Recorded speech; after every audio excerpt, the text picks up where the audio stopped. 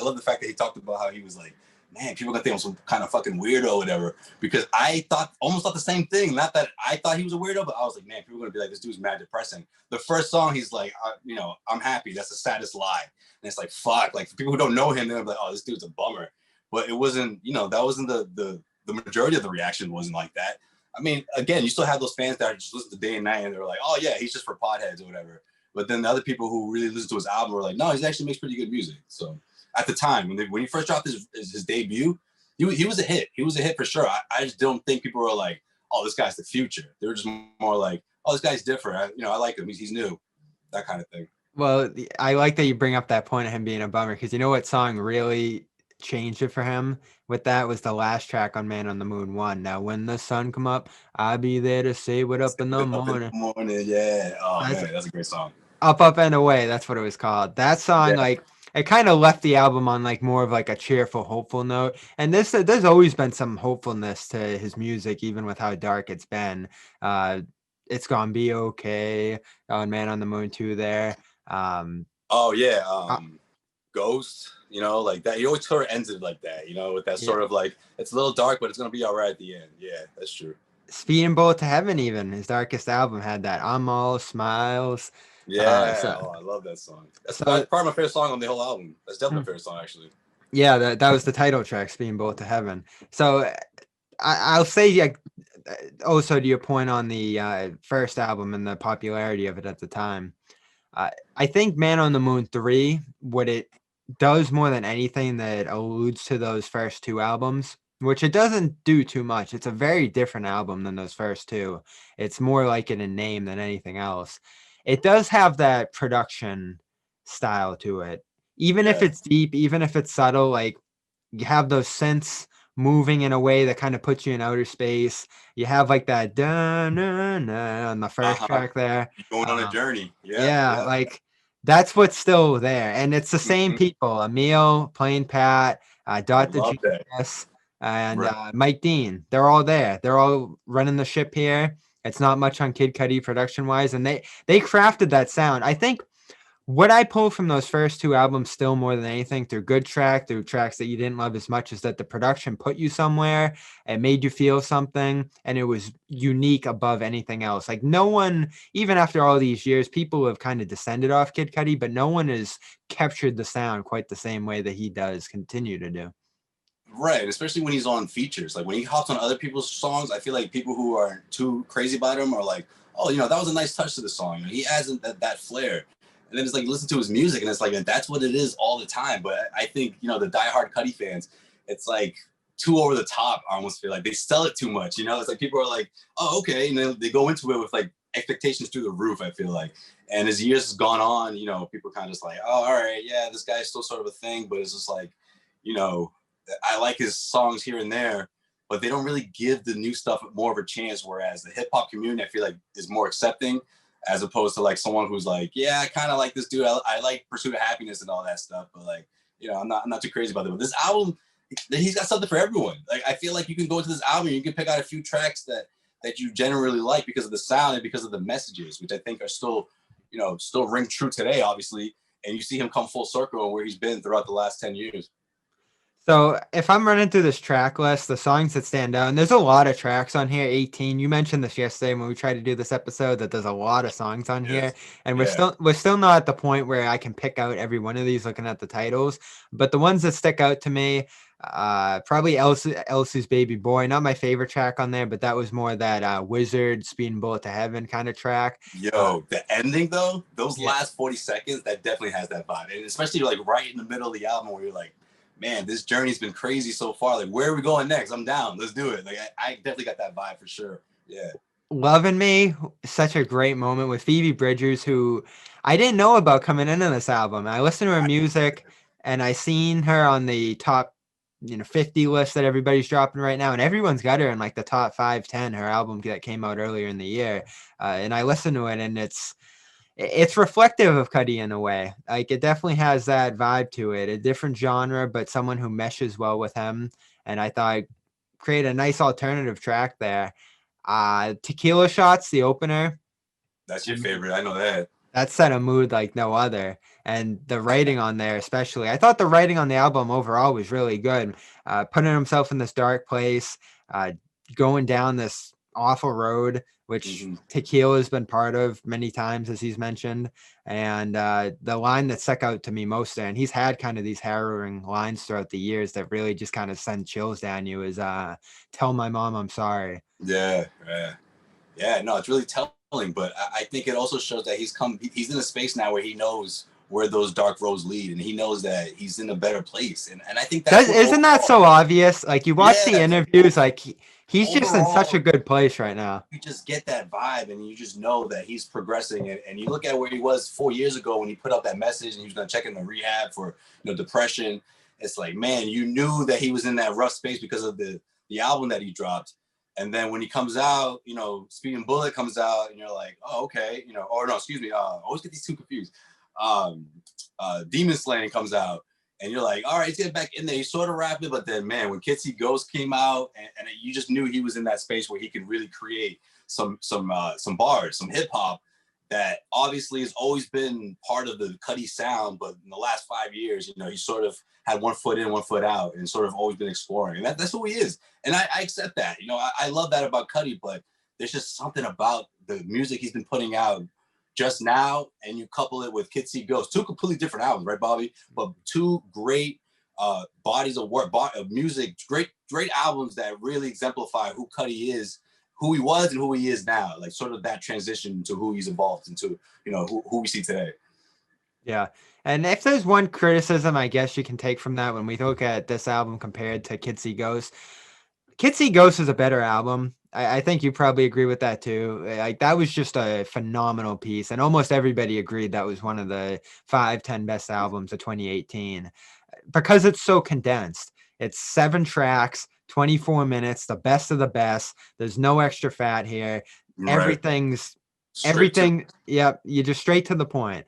And that's the Kanye influence. That's him overseeing it, executive producing it. I guess if you can criticize CuDi over the years, him as an executive producer, almost like a writer, being unwilling to cut off those extra paragraphs, being able to condense his work, and just like that's my knock on CuDi. that Passion Pain and Demon Slaying album was 88 minutes. See, that's what I'm talking about. Like, that's a whole movie, which is okay.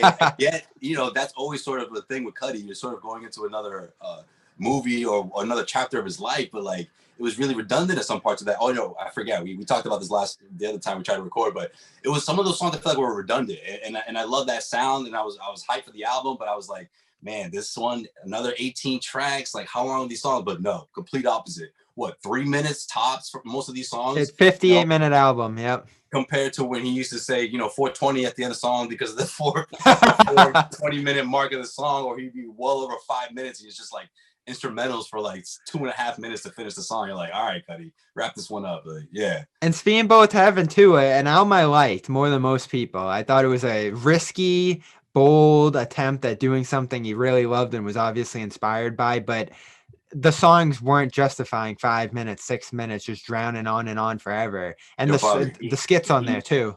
He made it a double disc. Yeah. Like, I got it right here. You had the physical copy? Yeah. 2 discs. Man, that was I remember telling people, I'm like, yo, not only is this like, at the time, it's still today, if you ask me, I think this is his worst album, but it's like he made it he had the nerve to put 20 plus tracks worth of this. Whereas, he could have easily made that. Wait, hold on. Wait. No, that's the latest one? Or are you talking about? Speeding Bullet to Heaven, yeah. Oh, that's what the inside looks like? Oh, that's pretty cool, actually. Oh, all right. No, I've never even seen the inside. So, but here's my thing with the album, though. Here's my thing. After going through it a bunch of times, because no matter what, it's a Kid CuDi album, I got to go through it. And as time goes on, you figure out what you like. And I remember I had a playlist down to about 9 songs of the best songs from both discs. And I listened to that a lot of, repetitive throughout the summer that year. And it wasn't too bad. Some of those songs grew on me, but again, it was just way too much. Like, he had to trim the fat on that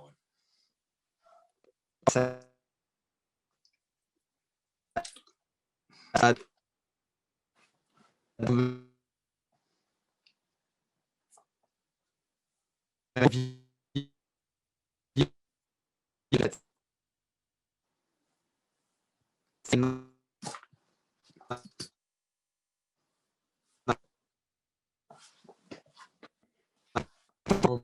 like it's on there, and some making like a punk rock album, which I thought was admirable. Like he takes risk in ways that other artists who lean on one sound, who lean on just kind of like a crutch almost, aren't willing to do. Right. And when you take risks, sometimes it's going to blow up in your face. And that one obviously did. And he tweeted a couple years ago, I think it was 2018. Someone was talking about it on Twitter. And, you know, he kind of came out and said like it wasn't the most beloved album I've ever released, but I'm still proud of it and what I was able to do. And he said at that time in his life, he was struggling so much that he just kind of had to come out and scream over some instrumentals that he was playing. And right. That's the vibe. And that was the biggest takeaway from it. It was like, not only is this album not great, but like CuDi's not okay. Like this is the bottom of the, you know, we've seen him sort of spiral a bit, you know, Legend of Mr. Rager, he was living that life. And it was like, man, this is getting worse now. And it's like, remember the first track on that album? It was like dreary, even for him. Right. What are you talking about? Man on the Moon 2 or talking about on Speeding Both to Heaven? Edge of the Earth, Postmortem like, Boredom. Yeah. Where are we going here? And then obviously he talks about the topic of suicide, but it was just the way he was talking about that. The way you don't sing about it like this though. This is sort of like you're making it sound like it's inevitable at this point. I mean, that's what made it even scarier. It's like the music wasn't great, it wasn't his best body of work, and he just wasn't in a great place. Yeah. Yeah, I'm pulling up the lyrics to that album. Hanging on the edge of the earth. What a beautiful scene. What a beautiful ending to see. Right. Laying on a cliff, like staring at the stars. Yeah. Yeah. And you know what? I was into it because I'm like, all right, because the beat and everything, and then the intro, like the first couple of songs aren't that bad, and then it spirals, man. I like that intro track. Like that was a good song. If that album had one thing, it was the bareness, the vulnerability of it. Like cover your wounds, don't show your scars, smile from friends, and carry on. Here's one more for the people lost in the sanity. Like that's a good song. The writing was good on there, but it was inconsistent though, and it dragged on too long, and it was full of itself. But you know, the cover art was cool. One of his better cover arts, I'd say. Yeah. So we get past that. Like you said, Passion, Pain, Demon Slaying, nice comeback, but it drags on for too long itself. Great tracks like the Andre 3000 one on the front end. He was getting back in the right direction. Like, okay, he's starting to sway towards obviously a little more back to hip hop, less guitar, more bass. But also, I love the melodies in that album. And I was like, oh, okay, it was so danceable. Remember Surfing? Yeah. Surfing, I love Surfing. That was like a party track for me. I remember they used to play at the Garden a lot. Yeah. Some things I don't know who loved that song, but it was always on a pregame playlist that entire season. And I want to say the season, this past season, it was still you hear something. I'd be interested to see how many guys on there. This would be like an interesting story to pursue. But like the guys on the team right now are kind of around my age, your age. Like there's definitely some CuDi fans on the team around the league. Oh, Shemmy's one. You know what? I told him about Kid CuDi. He didn't even know about it. And he said he listened to Reborn 4 times in a row one night. Wow. He said that song is like, he said, I'm obsessed with it, man. Like that song was just like his go-to for a while. And we went to that tour. That tour was pretty good. It was a short set down there in South Boston. You bought my friend a beer, which I'll never forget. I did. I completely didn't see that coming either. And I was like, all right, sure. It's going to be like 2050 and he's still going to love you for that. That was a good show, but we went to that. He owes me a beer next time I see him. We were at that at the Speeding Both to Heaven tour, which was outstanding. That album might not have been great, but that tour was phenomenal because you had the old tracks. The Speeding Both to Heaven tracks were so good live because the instrumentation and everything, and you had other artists sit back in the background, obviously handling some of the production of that show. The staging was incredible, and it was a long set. It was like 2.5 hours of him doing songs. And then, you told us the whole story. You meeting him after. I met him after. Incredible moment. But yeah, so we're going to get into some of the backlash of this new album. This has been the thing with him over the years. Is like he makes people like us so happy. And are we the most objective people in the world about his work? Probably not. Like we'll talk ourselves into anything he does. But on the other end of it, you got people who just kind of want to crash the party, it seems like, or I don't know, talk some sense into people like that. Pitchfork review that came out this week, and it was such a great week until that came out. Like, it was generally accepted as a pretty good album. I mean, social media was into it. People said it was a good moment. It kind of fit the bill for being a Man on the Moon 3. And then this Pitchfork review from Alphonse Pierre drops a 4.9, calling it the latest underwhelming installment of the rapper's cosmic album series. Arrives 11 years after the original and coasts on a legacy built a lifetime ago, which pretty much like doesn't even address the music all that much. Right. Just says like, really gets me to think that he had this opinion before he started. Yeah, like it just says that that opinion before he listened to it. Like, yeah, it says the vibe aesthetics old fashioned and people are living in the past and middle school memories and see, okay. If he would have said that he's trying this new sound and it's not working, okay, that's his opinion, which I would strongly disagree with. But okay, that's his opinion. But that's false. Like, sure, there's 3 or 4 songs that you get that vibe where you feel like you could, easily throw that on one of the older CuDi albums, but you also have a new sound in CuDi, right? Like, I feel like, yeah, Travis Scott may have influenced it as well, but at the same time, CuDi's made it his own. He's coined his own version of it. But then you have the race tracks where it's completely CuDi with a new sound, that a new revamped modern day version of CuDi that you could race to, Like, I felt like you got a good dose of that as well. Yeah, I just don't get the purpose of this. And again, if you don't like the album, if you don't like the sounds he's getting into, I understand it. I think he puts a good spin on some of these modern sounds he's attempting, especially, we're going to say it a million times, the Travis Scott influence, which is cool because if you have context, he inspired Travis Scott and now it's him looking backward at Travis and pulling from him. And it's kind of the shared influence that they've had on each other. What's a good example of that? I thought Damaged. What a great song, right? Damage, I feel like you could throw that on any, either one of the first 2 Man on the Moons, right? And people wouldn't bat an eye. They'd be like, it must have been an add-on. And so the Void for sure. Oh, the Void for sure, yeah. But it has that sound, the hook at least. But the beat is modern. Like, that's something that him and Travis has been cooking up. Those two. And I obviously cannot wait for that project to come out. But I'm so glad that you could tell he spent a lot of time on this one, because I was afraid that he was going to rush this one to get to the Travis project. But no, he spent a lot of time on it, as you can tell. And then for him to put it out in December was a gift. I was afraid that was a you could tell that's why he was rushing it. And I'm like, nope, he put it out in December and it's a banger, man. Like, honestly, like, what were some of the low points of this album? Or what were the ones that you could say that, okay, maybe that one couldn't have, the album could do without it? So the most divisive one's been the Pop Smoke Skepta track. And I liked it.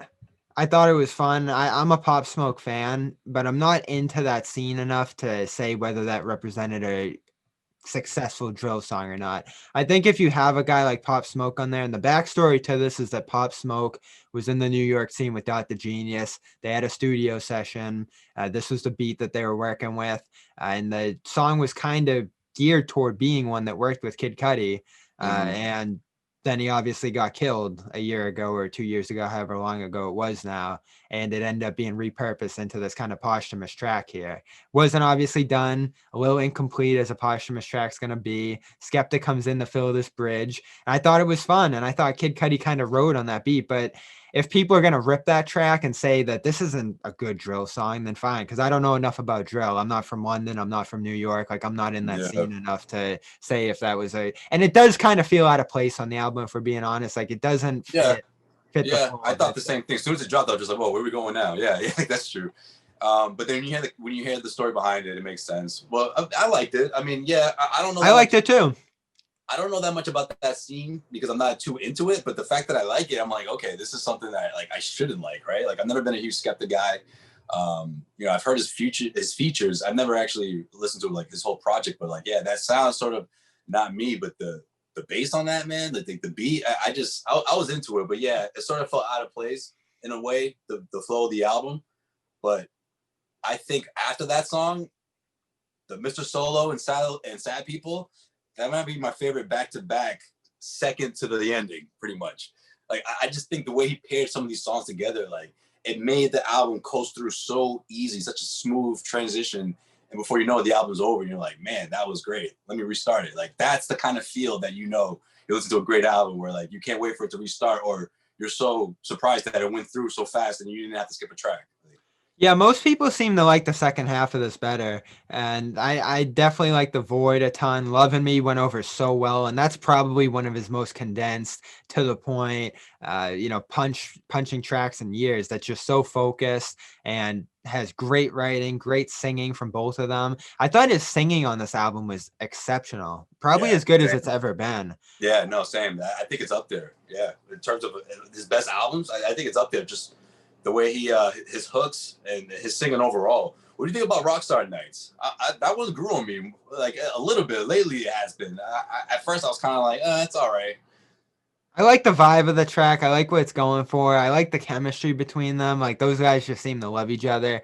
I'm not a Trippie Redd fan, so it doesn't go over that well for I'm me. not either. That's why I was kind of like, his verse isn't that bad. His hook, and but no, the one that I'm addicted to right now is the Pale Moonlight, man. The Pale Moonlight and Lord I Know. I just thought that Lord I Know is such a great way to wrap up the album, and I think it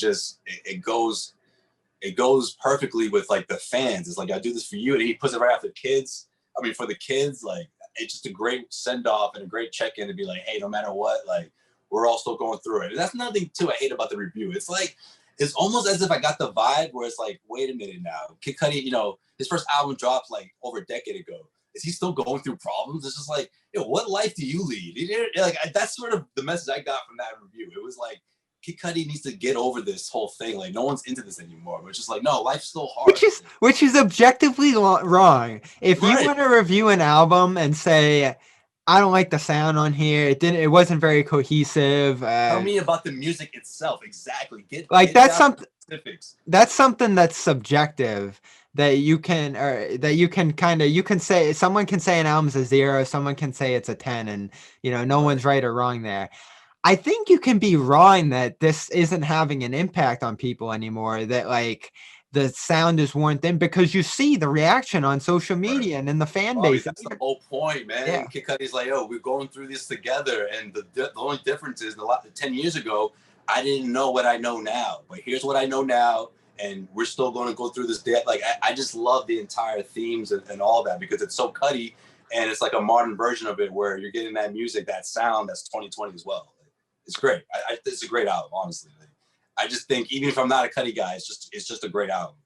So the editor Genius tweeted out about that review, which obviously caused a stir, and said, like, he kind of gave some credence to it and said that maybe those tweets about Kid Cudi saved my life got a little bit cliche. And I'm like, if a million people are saying it, then it's Right. true. Right. Like, Dude, that's the thing. It's like, all right, you're not into it. That's fine. But like, don't make it sound, don't knock the music now. You know what I mean? Like, he just dropped a gem. He just dropped a masterpiece. Like, I don't know.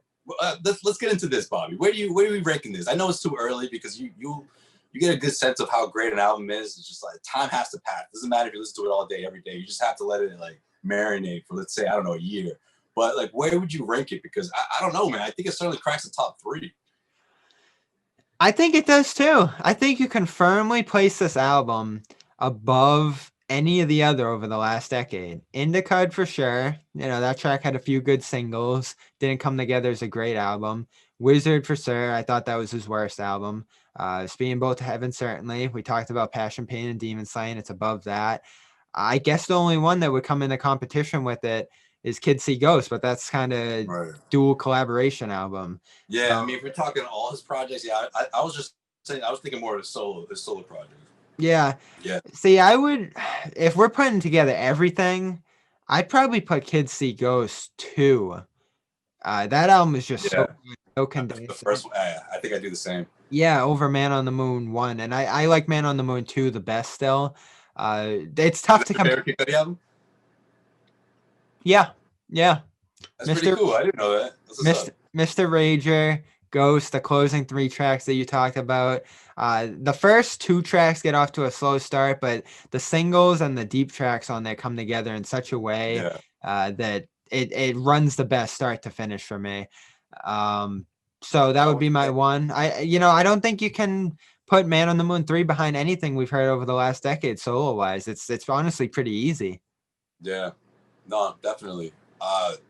When you get to that point where you're like, man, I can't stop listening to this album. I got to that point, probably like, I don't know, handful of listens, and I was just like, do I dare put this next to the second one? But then I thought about it, and I was like, songs like Ghost and Rev of Ev, like, there's just like 3 or 4 songs that like you can put up there as some of his best songs. Mojo So Dope. Right. Mojo So Dope. Oh man, how could I forget? So like, but like just the overall flow of this album and like how cohesive it is, like I think that's what's gonna, in the end, that's what's gonna live on. You're gonna be like, yeah, just let that play. Like it's just one of those albums you can just let play, and you're not skipping tracks here and there like you will with Indica or his other projects. Yeah, those first 2 are always going to be hard to beat. I don't think this lived up quite to those first 2 because those happened in such a time and such a level of hunger in his life. Right, but I was surprised that I asked myself that question, Bob. I didn't think this album would be. Honestly, I didn't know what to expect, but I was just a little weird because of how quick the putting it out, because the Eminem song wasn't on there. It wasn't like he had a single beforehand, and then he was talking about new music in 2021, and then all of a sudden it's coming out in 5 days. So, but no, he put it together nicely though. It came so fast, and it did build on so much of what he did on Kid C Ghost. I think of 2 moments on this album. The maniacal flow on the second half of She Knows This. And you mentioned Damage is kind of that modern track with a CuDi flair. She Knows This for me is like off the rails. The only song I can think of, and again, we go back to this Travis Scott thing, Sicko Mode. This is kind of CuDi's answer to Sicko Mode with the beat switch, with the rapid fire flow on the second half. And it's so dark, it's so maniacal. And when he gets in that zone flow wise, he's actually a pretty damn good rapper. Like we think of him as being great for the versatility, but when he dives in, he can really rap. Right. And then it's just like his own flow. Like it's like a way, a style that no one else can duplicate and sounds great the way he does it. Another song, Heaven on Earth, man. And that comes out right after. Again, like some of these songs, the way they go back to back like that, that's what makes it such a smooth listen. And those are the parts of the album I'm like, man, he's really digging in now. I thought that sort of, you know what? He had 2 songs on Indica that were like that. Was it Burn Baby Burn? And the other one where he's just like flowing just off the top, like, or it seemed like that way, like almost like that freestyle flow to it. And you had that same message being like, man, I'm gonna show everyone that I still got it. I'm going through it, but I know how to do it now. Like I just love all that, man. It's just Kid CuDi exemplifies that, and the more you listen to it, the more you really listen to what he's saying. I feel like, especially, like you just get into what he's saying, and like exactly what he's been through because he's shown it to you. He's been so honest, like he's been so transparent. Cold Blooded was the track on there that stuck out for me in that way on Indica. So which one was it? Cold Blooded. Yeah. Cold Blood at the end. That's the last one. Yeah. One of the last tracks on there. Before the big song, yeah. And then that was kind of around the time he had the falling out with Good Music, and he was trying to push to do his own thing. And that's what hurt him, I think. If we think about what he's doing here the last few years, he did get back to his bread and butter. Like it's a different way of doing it, but we think of Reborn, which is probably his most successful track of the last 5 years. And when we think of this album, like The Void and some of those like quintessential CuDi tracks are still what you like most about him. It's great to see him experiment. It's great to see him try new things and push boundaries and all those. Free on Kid C Ghost is certainly an album that pushes boundaries a little bit. But you still think of those quintessential CuDi tracks that are what like he gets back to with the producers he was successful early on in his career with. And I didn't think we were going to get a Man on the Moon 3, but like for him to get to that, like shows the place he's at where he's focused, he's on a mission, and he's trying to deliver what fans have been waiting for a long time. And it wasn't one of those albums where he just slapped the name on it. It feels like a Man on the Moon. Yeah. It has that feel to it. That's what he said. I like the sounds. I like how he's trying that because I think it's going to generate a new fan base. Like it's been 10 years since the first one. Like it's crazy, or over 10 years. And now you see this new crowd or new wave of fans, new fans that are just now getting into Kid CuDi, or at least the deep cuts in the way it is nowadays, where it's just at your fingertips. You can stream, and you think of this is Travis Scott influence, but I also think CuDi's created his own like this new generation, man, just for everyone to sort of vibe with. It's the same message, the same motto. And that's what would have messed up everything, right? If he was talking about something completely different, and if he took his approach change, but he didn't, and that sound and those feels, man. But what if your close circles have said though? What are your friends? So I think they've generally liked it, which is fair. Like they don't think it's amazing, they don't think it's bad. So I can always accept that. We're gonna Right. go crazier than most people over something like this. It's not What? gonna. Why'd you go crazy about it most? Like, be honest. Like, because with me, man, again, there was like the journey, and it was just like him taking me through like almost like we went back to like '09 and stuff, and like those sort of And it's feelings. so funny because that's what the review is ripping us for. It's Like, like what, man? Like, man, it, years ago I was a kid. I didn't know what I was gonna do with my life. Now I'm here. Like, you relate in your own way. Whether it's oh man, I could talk all night about this stuff, man. But you get what I'm saying? Like those themes where it's like, man, I don't know if I'm good enough one day, but the next day you're like, no, I can take on the world. And it's just like that weaving through those emotions that you see CuDi go through in this album. it's something to lean on in the tough times. And Especially when in 2020, man. Yeah.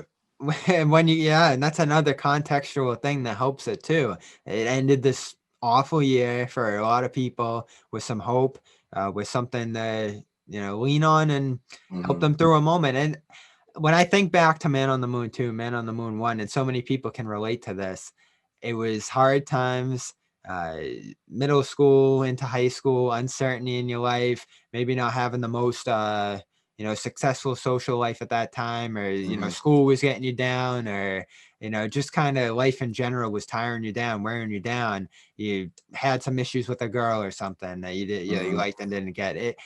It Right. gave you something to lean on in those times. And for a lot of people, those times going through middle school, going through high school, and the confidence issues and those things that hit you around those times can be some of the hardest moments of your life. And to Oh, have definitely. something as powerful and relatable and speaking to you in that way at those times is like, there really is something so powerful that, so you listen to it, you're taken back to that time, you're hearing the sounds of that era in a new way where we've both grown up, we've both Mm-hmm. gotten past those moments like CuDi has at this point. And it's sort of like you're following this timeline with him that, Yep. we've both gotten a pretty good points in our life. We're both kind of living our dream, covering Mm-hmm. basketball, doing shows here, just like, this is always what we envisioned ourselves doing. And this album for CuDi, it's going to be his most successful album ever. And why is that? Like, it's a victory lap of sorts. Like, Yeah. we got through it. We made it to this point. So many people have been influenced by this. And now this is going to be a celebratory week for us. And this is what it felt like. Like, that night where it dropped, everybody was just like, boom, headphones on. We're doing this. And then the whole week after, until the stupid review, was all celebration, was all good feeling. And No, I know, like, but and you know even what? Let's take the review because that way we can make fun of it the way we are right now. You know? yeah, So, yeah. And like people who've reviewed him tough in the past had good yeah. reviews for this. So I think the consensus was that it was. What did your friends think? What did Sean and all of them think about it? Oh, they love it, and I wasn't quite sure because I was just like, it's kind of emotional, it's kind of deep, but then the cuts, the party, the upbeat ones. I'm like, they'll probably love that one. Sean went crazy about it, and most of my friends are like, yeah, it's not bad. Kid CuDi's, I almost felt like it wasn't him at first, or at least parts of the album. They're like, man, it almost didn't sound like him. I'm like, oh no, it's all him. So it was good, man, and I just think Kid CuDi again, it just speaks to that crowd of people who've always followed him for the last, over close to a decade or over a decade. But now there's a space for new listeners, man, new followers. But yeah, man, I just thought those vibes were there when he takes you back to being that kid. I mean, that song started growing me more, the LC's Boy. But again, those last 45 seconds, I think my childhood flashed before my eyes, man. Like, it's just has that feel to it. It's like you're going back in time and you're thinking like, when you were not quite sure about yourself, or maybe you were you didn't do great in school, and I just think CuDi, those stories, him, because of those stories that he told you in the first album, and then now where he is now. You think about where you are now, and that's what it is, with CuDi fans, like that relatability. It's like I'm with you in the ups and downs, and then when you're raging in that stage of your life, like it's the way Kid CuDi was, because you weren't quite sure. It's like, okay, this guy feels the same way I do, or he's been through it, or he's in a space where I was or used to be. So yeah, man, it's great. It's just it's another chapter to an amazing career for CuDi for sure. This album. And it's just the start of like a second prime for him, almost. It could be like, it feels like new music is. That after Kid Ghost, man, like I was like, yo, he just blew Kanye West out of the water. Like, give me more 7 tracks, damn it. Like, I know you recorded at least 2 more. Like, put those out. I need bonus tracks. Like, man, that album was incredible because one, he was rapping, two, you knew he was in a great space, and then the hooks, three, the hums and everything. I was like, whoa, wait a minute, this is like a new version of him. But then you're like the Kanye beats. I'm like, you're not gonna have that in this new one. So I don't know if he's gonna have the same sort of, but man, the beats. He went back to the day ones, man. Plain Pat, what up? Remember that drop? He's always play. Yeah, man. Yeah, so this was his it was number 2 release behind Taylor Swift because that came out the same day. The Scots. Why did she have to drop an album this week? It could have been his first number 1 album. So the Scots number 1 Billboard hit. That was the first of his career. That was his first hit. So this has just been a massive year for him, sale wise, popularity wise. Who knows? He can maybe even get a Grammy nomination next year for an album for the first time. I think it would be so amazing. I'm so mad at Grammys, man. You know why I'm mad at them, right? Why's that? Mac, bro. Come on. But we won't get into it. That's another episode. Well, we're gonna do some end of the year stuff next week with my man Mel Smith, who I usually talk music with around here on the Bobcast. Dome Theory. Appreciate Josue being by. What were some of your favorite stuff otherwise this year? Mac, of course. That was an album that was just on replay forever. Probably the best of his career. I mean, we've talked about that at length on here, but what else stuck out to you this year? Man, Jay Electronica. That I don't think I'll forget that day because obviously no one knows Jay's on it. I'm like, oh, okay, he's intro. That makes sense. Oh, okay. It was almost a collaboration album. Yeah, I'm like, all right, he's getting him started, and I'm like, oh, this is a whole album. This is literally the day after the NBA just announced that the COVID-19 season suspended. I'm walking outside, listening to this in my headphones, like it looks like the world's about to end. So it was that whole vibe where the world was at that time, and the way Jay comes in swinging in that first track. Yeah, that one's up there for me for sure. That Mac. Big Sean, I was crazy about for like a week, and then that grew off of me, man. I don't know what happened there. What you think about that one? A little bloated, a little overdone. Yeah, but there's like 5 songs I was really into it, and then it didn't have much replay value, obviously, I guess. He's like a workout artist for me, where he just makes these nice, inspiring tracks. I think he's a good rapper, which matters to me. But I don't connect on it on a very high level. And outside of his 3rd and 4th albums there, the ones that are widely considered to be his best after the first 2, he hasn't overall done it for me. I don't love his first 2 albums. I haven't loved the stuff since The Light and all that stuff came out. So, it was good. There were some good moments on there. I think he's good. I don't have any problem with his style, or he's just not my favorite. He's a good rapper. Right. No, I've always felt like that too. I was like, I like his music, but I'm just like, when's he gonna take it to the next level? I thought this was it, but and he was close. I always say that. Like, there was a time where Drake was rolling in 2014, 15. Kendrick obviously around that time, and Big Sean was getting rolling in a way that made you think he could leap to that next level. But he was doing Drake things at a rate that wasn't as high and prolific as Drake. So if you're doing that around that time, you kind of were going to get washed to the side. Yeah. No, definitely. Who else? I'm talking about 2020, right? Yeah, Freddie Gibbs was one of my favorite for sure. Freddie wasn't bad. That wasn't bad. What's the one that dropped a couple months ago? He dropped 2 albums this year. What's his name? I'm drawing a blank. I want to go check my title. West Side Gun? No. Right. Who had 2 albums this year? From New York guy. Damn it. I'm forgetting his name. I'll get back to you. Who else dropped an album this year? There was a whole lot of great Well, there were like these EPs that I liked. Vic wasn't that bad. He had a good comeback year. I'd say he was comeback artist of the year. Dirt on My Name was a great song. Mm-hmm. Great song. The EP wasn't bad. It was. I don't know if I like that one better than the one he dropped before that. Not the rock one. The one it was like a couple years ago, I think. Yeah, that was I got that one on vinyl. That was an excellent debut for him. Another guy who's gone through a lot of troubles, and it's good to see him seemingly doing well again. I just seen he did a homeless sleep out in Chicago for homeless awareness. He slept outside all night. Always doing charitable stuff. I mean, he's been on the Black Lives Matter ride like from day one.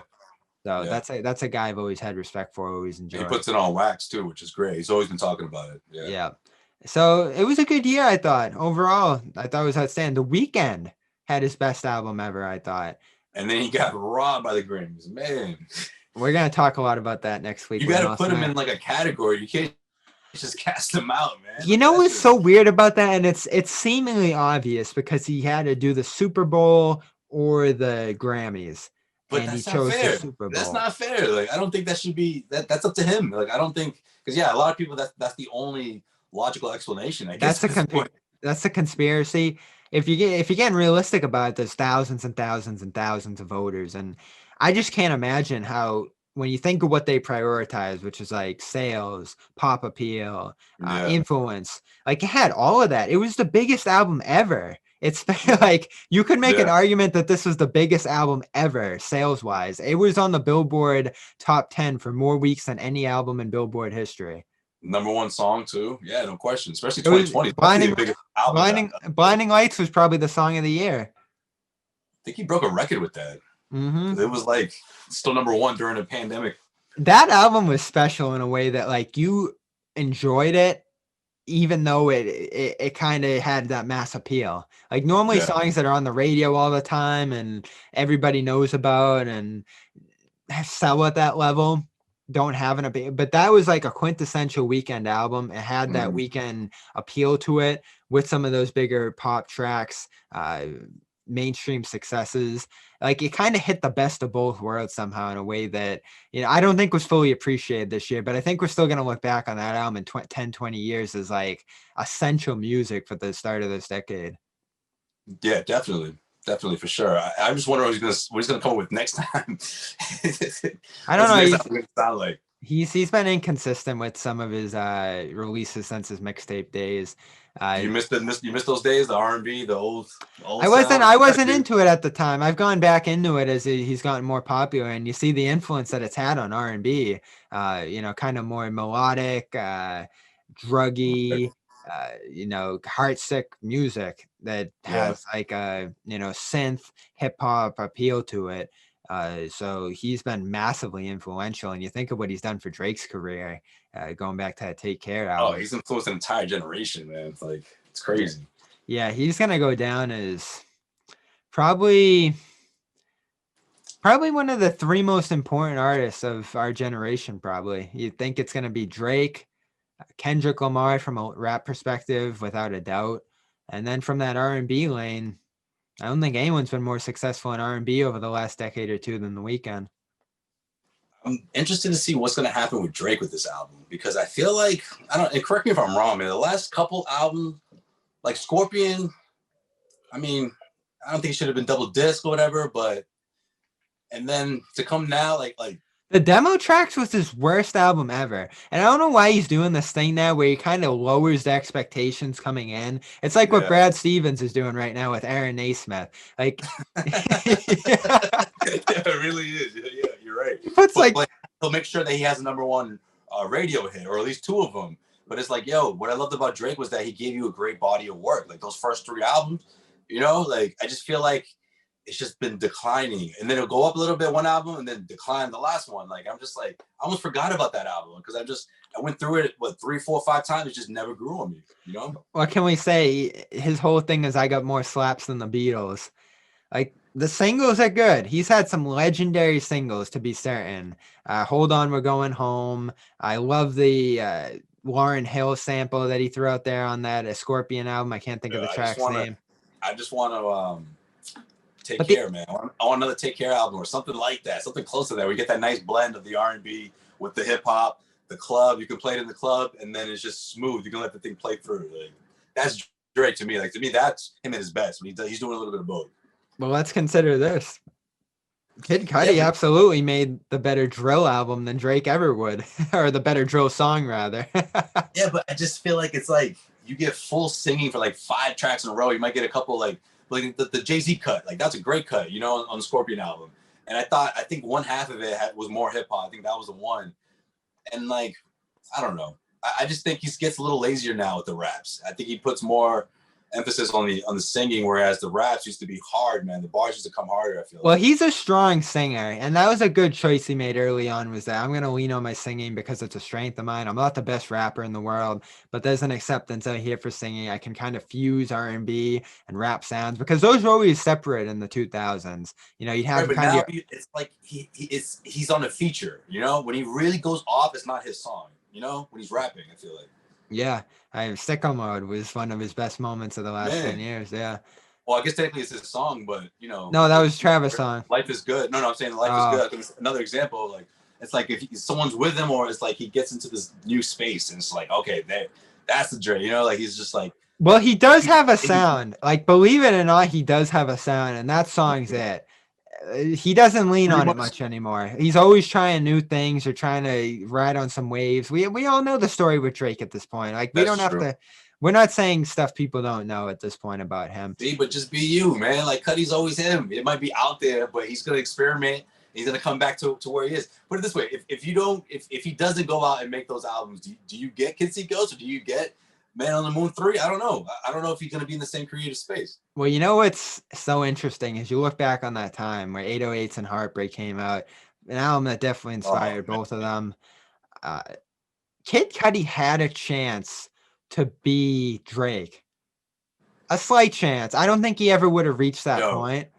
oh, facts, bro. No, you're pretty much saying what I'm saying, but in a different way. Like, yeah, he could have chose that route, but he's Because like, let's no, think 2010. I mean, they were both getting started at the same time.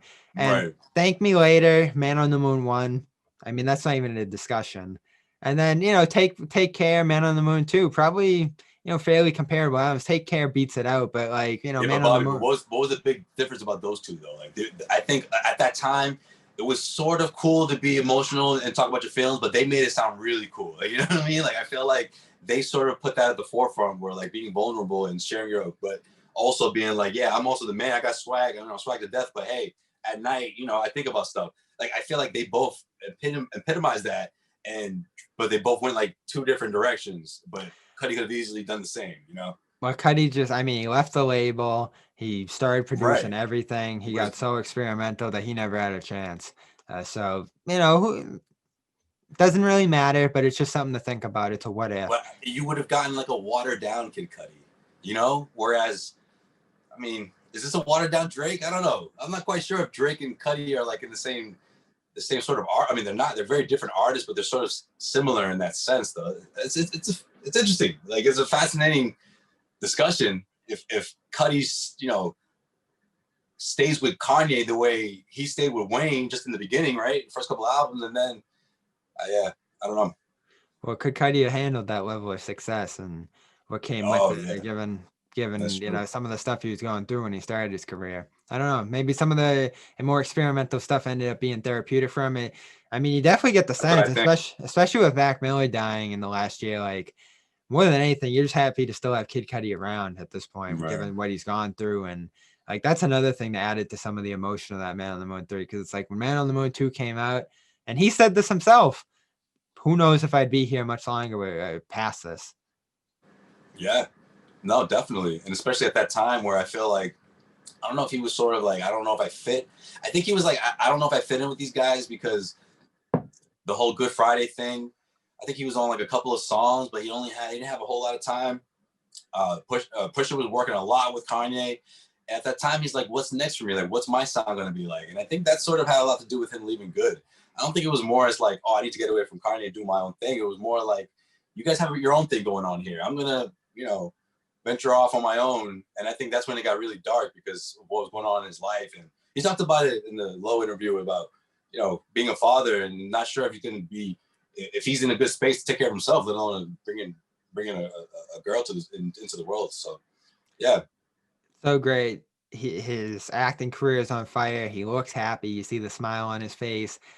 People are sending him so much positive feedback, and he's able to give that back out. Like this was a celebration week in so many ways. So, you know, who cares about the reviews? Who cares how we look back on this? Like it was a week of celebration, no matter how we end up looking back on this album in 10 years. Probably not going to look back on it as anything legendary, but it was good. It was enjoyable, and it threw back to an era, which I think is what music does. It takes you back to some place.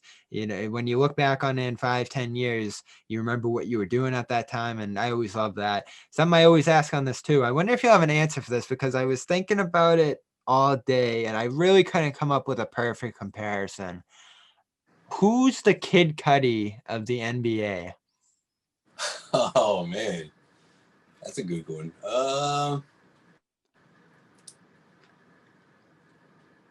Because it has to be someone sort of keeps to himself, sort of has their own motto, but like, I don't know, man. I have to get back to you on that.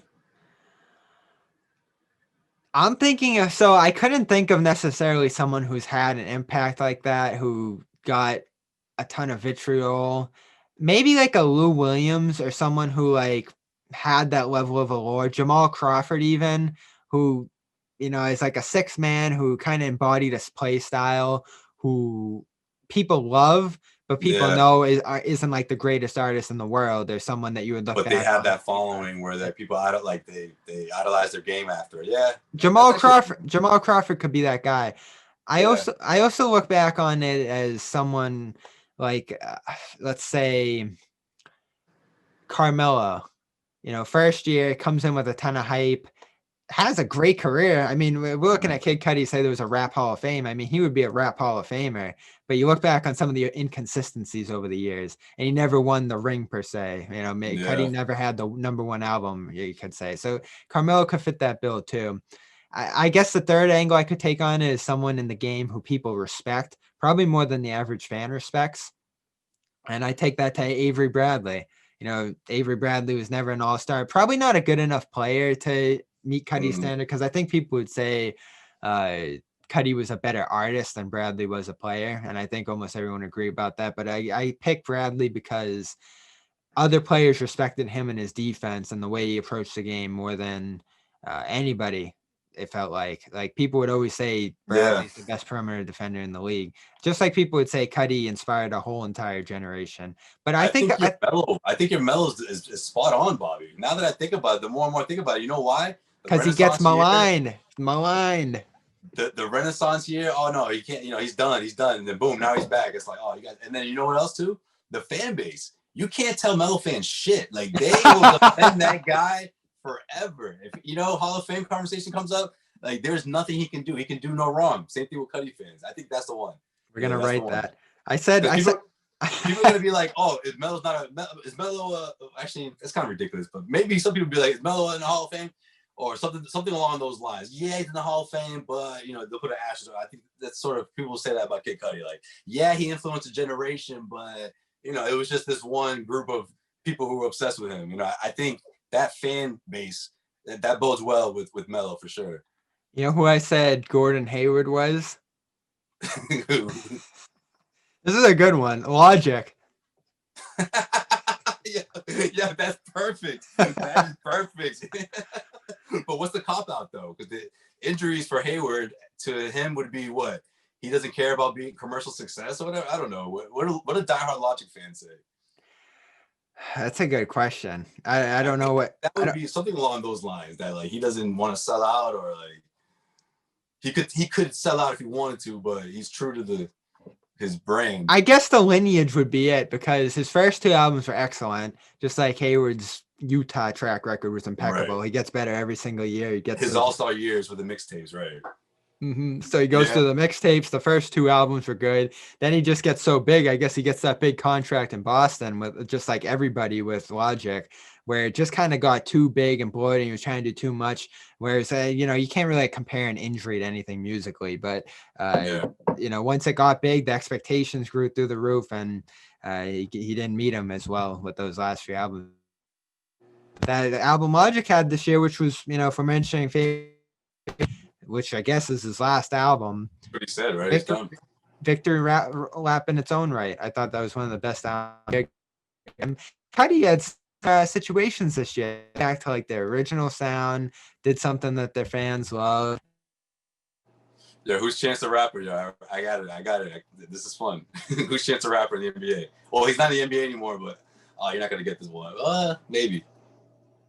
So when did he leave the league? Someone who like peaked really early and then unfortunately, it was injuries. I'm not saying Chance is injured right now, but that last album, you know, people kind of like, is he gonna come back swinging again? Did he peak early? Who I was is thinking it? Brandon Roy. That's who I was thinking. I didn't name it. No. Were you really? Yeah. Oh man, you should have said it. I should have said I don't know it. if you remember Brandon Roy, but Brandon Roy was, oh man, He was Damian Lillard before Damian Lillard. Exactly, like literally, like I'm not just because he played for Portland, like literally his game, like those ballsy like stepaways where it wasn't like, well, he does now because it's Steph Land is, you know, he created that, but back then it was not quite Steph Land, but almost Steph Land, and it was the unthinkable in those years. It was like, you don't shoot from back there, like it was ridiculous. He could move off the ball, he could do anything he wanted, like he couldn't keep defenders couldn't stay in front of him. So yeah, because Chance, that acid rap, man, that'll go down. Like that era will go down in history. And so you see, this is the album. This is what makes that comparison tricky. So, injuries are so impossible that I guess you could say, like, I don't know, going to jail or substance abuse issues or something on the artist side. I don't know what you would compare it to the level of, I don't know if it's arrogance or just kind of too much success too early for Chance that seemingly impacted what he's been doing the last 2 years. There was a story that came out in a smaller publication. You know, I wish I could give them credit off the top here, but it was a smaller publication wrote that so Chance dropped as a manager in the last year or so leading up to the Big Day release that he had last year. And the manager had apparently warned him that he was doing this too fast. I guess the album was recorded over 2 months hastily without much feedback from the manager or anyone else. It was just kind of his family operation going on. And they ended up firing the manager, Chance, and his family because the tour flopped. If you remember, they were doing a tour for the Big Day. And he had a selling, right? Yeah, because people hated the album. It was a garbage album. Yeah. Oh my God, It was terrible. And I was so excited for when it came out, man. It was looking like it was gonna. I mean, he had the victory lap with Coloring Book of coming off those mixtapes, and I thought that was his debut album. But then he's like, "This is my debut album," and it was just horrendous. I mean, TikTok music and just awful lyrics front to back, and the features made no sense. It was one of the worst albums with the anticipation that I've ever heard. And it just got worse and worse, man. I listened to like 3 times. Like, this album is bad. Usually there's one song that you can be like, all right, I'm walking away with this song, even though it's a bad album. That one did not. Hey, 5-year plan was all right. That was it. I think 5-year plan, and then he still has moments. The one with Nicki I liked for a little bit, and then I was like, this is terrible. So the manager sued because he got fired. Looking for the one with Nicki, I thought it was good for a little bit. Then I was like, no, this is terrible. So apparently there's a battle between Chance's camp and the manager over the blame game over that album. But you hear the manager's side of the story that this was thrown together too fast. He was getting married at the time, Chance was. And so it just wasn't a formula for success and expectations that he was setting out there for the fans. And the manager basically said, you put out a product that was inducive to fans not showing up to a tour. I think he's got a good case. I don't know how that holds up legally, but it kind of sets the scene of what he did and just how he probably got too big too fast. I mean, how old is he at this point? He's not that old. Yeah, I also think the pressure was on too, right? Because it was like, well, how are you going to follow this up? Like, what direction are you going to go in, right? I don't know, because he followed up Acid Rap, which already had big expectations. Yeah, but Acid Rap, I feel like this was the first, like, and I know he's not on a major label, but it was just like his first, like, he was all over the radio, you know, like that album after Acid Rap, I feel like was like, you have to follow that up with a different, almost like a different sound, but it was like, which way are you going to go? I was thinking about The Weeknd after he dropped his first album, like, are you going to go more pop or are you going to keep the hip hop thing going? And I felt like he was sort of stuck in that place and like he was sort of trying to create like this new sound and it just didn't work out. And maybe that was it. Maybe they just rushed it and he didn't get enough opinion on it. And he just thought it was better than it actually was. But I also think that he was obsessed with like having it come out close to when he got married, which I don't understand why like that was so important to him. But yeah, I just don't know where he's gonna go from here. I feel like, you know, I'm thinking of like if he goes more hip hop, you know, is he gonna have more bars? I feel like he's gonna most likely go more towards the singing route, you know? Well, he's been meme-ified too with the whole "I love my wife" thing, and that's gonna be so hard for him to get past. Which is another fault of that album. Like, there was a way to go at that topic and make it interesting and kind of go back on his infidelities and the issues that he's had with his relationship and Right. the coming to like there was a formula for success there for a great album with the changes that he had made in his life and the kids that he had, and I guess he did that to some degree on Coloring Book. And his religion certainly too has been an interesting topic Yeah. in the past. Yeah. Like he had things to work with there, but it just came out so flat and bland and underdone, and the lyrics were so horrible. I mean, you will go back and look on the lyrics on that album. It was just like, what's going on here? Like it was like Drake minus the ghostwriters. When we had all that extra time on our hands, I remember I did it and I didn't say anything to Sean about it, but then Sean texted me and just goes, with so much time on my hands, I decided to revisit the Chance album. Yep, it still sucks. Yeah. Did the same thing last week. I was like, let me give this another go. Because you know what I did? I grabbed the song that I like the most and I made my own playlist like months ago when the album just dropped. So I was like, let me go back to that playlist. I'm not going to hear the whole album again. And even that playlist, I'm like, this is brutal, man. I can't listen to this. Do we go Kyrie there? Could be. That could be a good one. But if Kyrie is, we did the whole up until this point, I think it's perfect because we don't know what's gonna happen. Where the success if it's gonna happen or not. See, we said Kanye in the group chat last week, and it doesn't fit. Like Kyrie did not do anything early. He won a championship and he became a global icon and all that. I don't know if the body of work met what Kanye was doing because Kanye put together probably the best. I look at it more as just like his mouth. He's just like this. Oh, it can be a mix of a few people for doing a comparison, but I don't know. Did Kyrie get too big, too fast off that championship and think that he could do it alone? And when Boston 2019 can be his big day. Sometimes I feel like, man, Kyrie doesn't know what he really, really wants to do. I don't know. Like I obviously think he has fun playing basketball, but I'm like, can you not sleep at night thinking about championship? Like, and I'm not questioning like his heart because I think he gives it all he has when he's on the court. But sometimes I wonder if it's not quite sure. Like Brooklyn is the thing. Like it's like, okay, first you want to get away from LeBron. Then it was like, oh, I want to bring a championship in Boston. And then it's like, oh, I want to go back home. It's like, you really want to do these things, or is just like next year going to be a new thing? But so this is what makes me so uncomfortable about this whole Kyrie thing, and we've addressed it like crazy on the show. Right. We've talked about it on Twitter. I mean, we covered him for a couple of years here. The media at large and social media and TV shows and everything else just lambast him in this way that's probably deserved because he has brought vitriol toward himself, and I think he's been a shaky teammate and he's brought criticism on himself. I think it's earned, and I don't think he's above criticism. So when we think of him not doing media, it's like, everybody's going to face the microphone. So like, why don't you have to? Because you're not even the best player on the team. If Durant says he doesn't want to do it, then, but whatever, I don't care. Like, I don't need to get the quotes from him at the podium and the cliches and all that stuff. That doesn't really do it for me the way it does other people. But I think there's a real story here that we're not getting at, that I think we're going to look at years from now and be like, just what happened there to him mentally? Like, where was he at that time? What prevented him? And injuries have been a part of it too. But we really are talking about one of the great talents we've ever seen at the point guard position. The handles, the scoring ability, like a volcano. If you remember him in Cleveland, like he would just go on these, what was it, game 5 against Golden State, the comeback year? I think him and LeBron both had 40 in that game. So like he was just a prolific scorer at the level that could match LeBron James. So like, what happened? Was it mental? Did he go to a bad situation in Boston that just fell apart because of Hayward's injury? And would that have gone better if Hayward never got hurt? Did he just get too within himself mentally and kind of start to second guess everything he does and say, do I have a bigger purpose than basketball, and get too distracted with that? Like, what's interesting about him is some of the stuff they said about Jaylen Brown. Is his head too off the court? Is he too smart? Is he overthinking things? That was actually true about Kyrie, it seems. Yeah, there's a little bit of that. But I think the biggest difference is that Jaylen is not as outspoken, And I think the headlines that Kyrie gets, it's like, okay, now you have our full attention. And he continues to do it again and again. It's just kind of like, wait, like, is this your thing now? And I think that's what it is.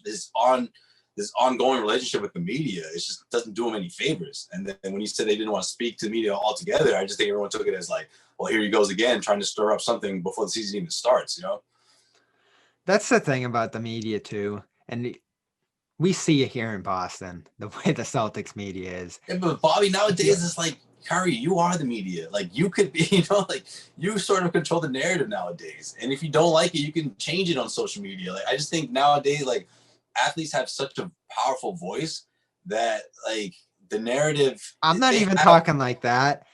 It's so easy. If you're nice to the media, they're gonna be nice to you. And if you're an ass, like, it just brings like a reign of terror on you. It's Trump. Like, if Trump like was nice in press conferences, it probably would have done a 180 for his, but instead he just dug in and then it brought back stuff on him. And it's not a perfect comparison there, but it's the way the media works. If you're nice to reporters and you work with them, like, it's just going to reflect in their coverage. And then if you're an ass to them, it's just going to bring a reign of terror down on you when stuff comes around that way. Like, that's really how it is. Look at Grant Williams. I mean, the Celtics media loves that guy because he's a big smile and he answers the questions all great.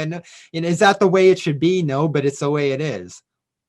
Yeah, I mean, it is and it isn't too. I just think you don't have to sort of go out of your way to say things also. I don't think you have to sort of like smile all the time and be chipper with the media. But I think what Kyrie sort of struggled with was like maybe being in Boston with so many different other guys who had a voice, maybe not as strong as his, but it was a tough balance of younger guys mixed with the guy who won the championship, So maybe it was too much of that.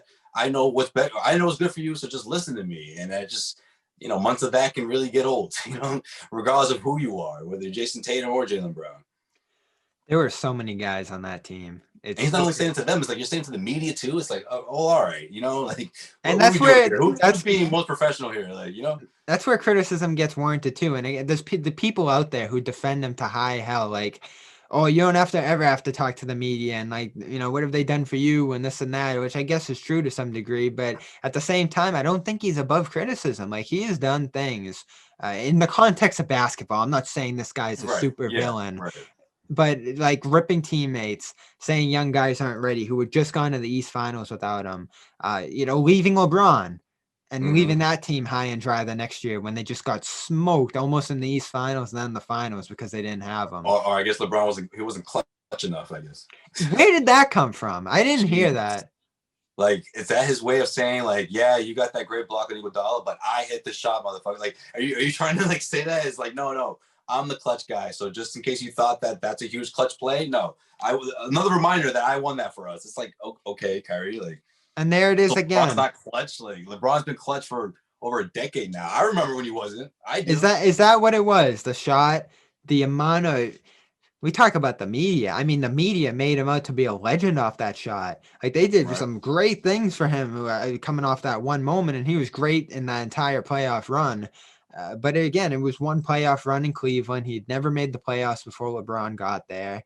And so did he just get to a level where he said, I can do this on my own? And he clearly did, pushing out to Boston and trying to lead that situation. So I think it's going to be interesting to look back on many years from now and just say what happened, because I don't think it's going to pan out the way it probably should be for him. And you could just say injuries.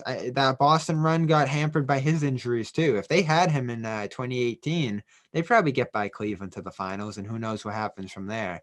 So it's a great what if story with him that I think we could dive upon a little deeper than just going, Kyrie saying stupid things.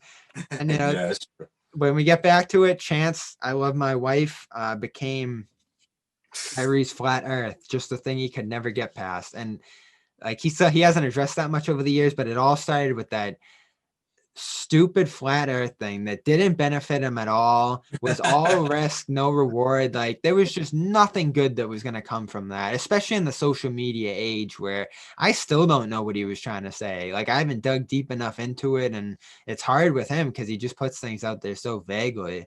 But I don't know. That's Kyrie Irving. Chance the Rapper. I think we found our comparisons for today. We've been talking forever. I'm gonna have to split this up into a couple of things. But Josue Pavon, let's do it. The Garden Report, heavy.com for Celtics coverage, and the Causeway Street podcast here on CLNS Media. You can find them in many different areas. Cedric Maxwell too as well, man. Check us out, Cedric Maxwell podcast. Definitely. Yeah, Josue is all over the network. Celtics Nets tonight, when this is going to be heard, Friday. I guess we're not going to be in the building for a while this year. February, March, just saying. So we'll be doing Yeah, this at home. maybe we'll see. And yeah, we'll just see where this pandemic goes. But Garden Report live after every Celtics game here on CLNS live streaming where you're watching this. This has been Dome Theory. Make sure you subscribe, iTunes, Stitcher, Spotify, all those places. We'll be back next week talking about the music of the year with Mel Smith. We're wrapping this year with some music before we get into the basketball season. I'm Bobby Manning. Josue Pavon. We'll see you next week. Appreciate you, Bobby.